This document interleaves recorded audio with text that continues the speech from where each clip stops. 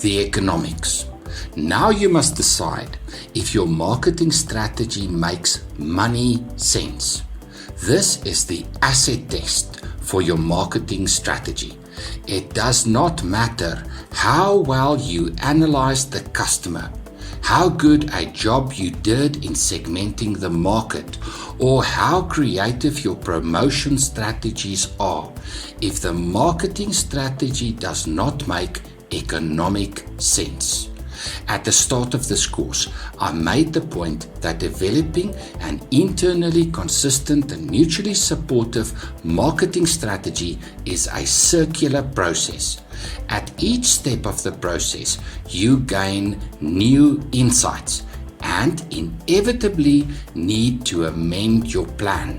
You will likely have to go through several cycles before you arrive at your final marketing strategy, and even then, your plans are subject to changes in the marketplace. Now you need to answer 3 questions. What are my costs? Where is the break-even point? And how long is the payback of my investment? Remember, when I introduced this course, I said that developing your marketing strategy is one of 5 areas that you as an entrepreneur need to develop skills. Here you need some basic accounting skills. You ultimately want to understand where your break-even point is and how long it will take for you to recoup your investment as depicted in this graph. Let's look at this in more detail. What are my costs? Costs must always be categorized into 2. Fixed costs. These are costs that you incur regardless of the number of sales that you make. Monthly rental to a landlord, salaries, insurance premiums are all examples of fixed costs.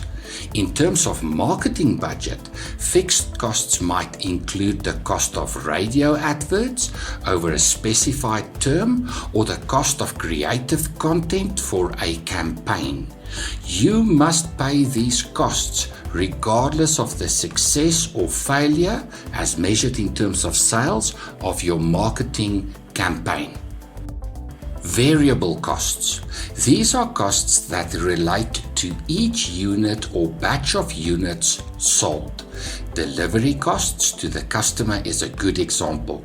The more you sell, the more you deliver, and the more you pay. These costs are therefore directly related to the number of sales you make. In terms of marketing budget, you might include the cost of branding on packaging as a variable marketing cost, since the more products you move, the more costs you incur. Together, your fixed and variable costs represent your total costs. Where is the break-even point? Next, you must estimate the total sales revenue that you hope will result from your marketing efforts. The intersection of total sales revenue and total costs is where you find your break-even point. How long is the payback of my investment? This is never easy to predict, but you know your industry and must aim at a realistic forecast to arrive at a conclusion about the time over which your investment in the marketing campaign will result in sufficient sales revenue to break even. In a rapidly changing world, few businesses can afford a payback term of much longer than a few years. The longer the payback term, the riskier the proposition. Next, we need to look at the last step in developing your marketing strategy: revision.